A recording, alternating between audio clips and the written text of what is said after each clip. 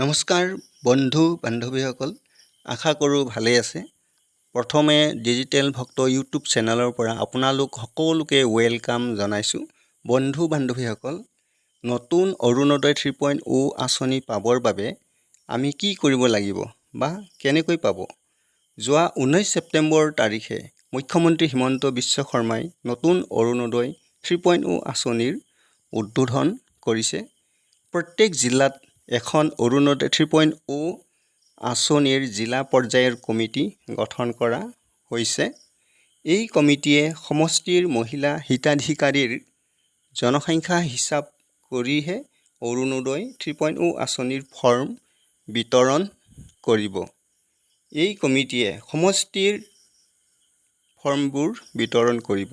বৰ্তমান অসমত পঞ্চায়তৰ কাৰ্যকাল শেষ হোৱাৰ বাবে পঞ্চায়তৰ ছেক্ৰেটাৰী আৰু 4জন মনোনীত ব্যক্তিক লৈ এখন কমিটি গঠন কৰা হ'ব আৰু এই কমিটিখনক জিলা কমিটিয়ে নতুন অৰুণোদয় ফৰ্মসমূহ মহিলাসকলক বিতৰণ কৰিবলৈ দিয়া হ'ব। পঞ্চায়ত কমিটিখনে প্ৰত্যেক ভোট কেন্দ্ৰৰ মহিলাসকলক লৈ এটা বাছনি প্ৰক্ৰিয়াৰ কাম কৰিব আৰু যোগ্য মহিলাসকলকহে অৰুণোদয় 3.0 আঁচনিৰ ফৰ্ম বিতৰণ কৰিব পাৰিব। বন্ধু বান্ধৱীসকল, নতুন অৰুণোদয় 3.0 আঁচনি পাবৰ বাবে আমি কি কৰিব লাগিব বা কেনেকৈ পাব? মুখ্যমন্ত্ৰী হিমন্ত বিশ্ব শৰ্মাই কি কৈছে মন্তব্য শুনোৱা হওক। অৰুণোদয় 3টো পাবৰ কাৰণে আমি কি কৰিব লাগিব? মই প্ৰথমতে কৈছিলোঁ যে 10,000 কৰি আমি এটা সমষ্টিত অৰুণোদয় নতুন হিতাধিকাৰী দিম আৰু পুৰণা হিতাধিকাৰীখিনিও সংখ্যাটো থাকি যাব। তাৰ মানে এতিয়া আমাৰ গোটেইখিনি যদি আমি হিচাপ কৰোঁ, পুৰণা আৰু নতুন, টোটেল 37,20,000 পৰিয়ালে অৰুণোদয় আঁচনি লাভ কৰিব। অৰুণোদয় 3.0 নতুন আৰু পুৰণা মিলি।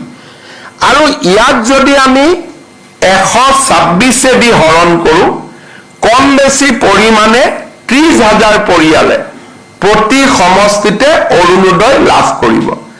আমাৰ এখন জিলা পৰ্যায়ৰ কমিটি আছে, তেওঁলোকে জিলাত বহি যোন সমষ্টিত জনসংখ্যা বেছি তাত অৰুণোদয় বেছি দিব, যোন সমষ্টিত জনসংখ্যা কম তাত অৰুণোদয় কম দিব। মই কাৰ্বি আলং জিলাৰ নতুন এটা সমষ্টি হৈছে, তাত আমাৰ সৰ্বমুঠ লোক আছে 90,000। আনহাতে আমাৰ অসমত আন কিছুমান সমষ্টি আছে যাৰ ভোটদাতা 3 লাখ। গতিকে 3 লাখ আৰু 80,000 দুইটাতে আমি এটা সামঞ্জস্য বহাব লাগিব আৰু সেইকাৰণে এভাৰেজ 30,000, কিন্তু কোনোবা সমষ্টিত 28,000, কোনোবা সমষ্টিত 32,000 লোকেও অৰুণোদয় পাব। জিলা পৰ্যায়ৰ কমিটিখনে এই টাৰ্গেট বিতৰণ কৰিব। ইয়াৰ পিছত জিলা সমিতিয়ে প্ৰত্যেকটো ভোট কেন্দ্ৰলৈ এই টাৰ্গেট বিতৰণ কৰিব। অৰ্থাৎ 30,000 জালুকবাৰী সমষ্টিত যদি অৰুণোদয়, মোৰ ভোটাৰ লিষ্টত ভোট গ্ৰহণ কেন্দ্ৰ আছে 200টা।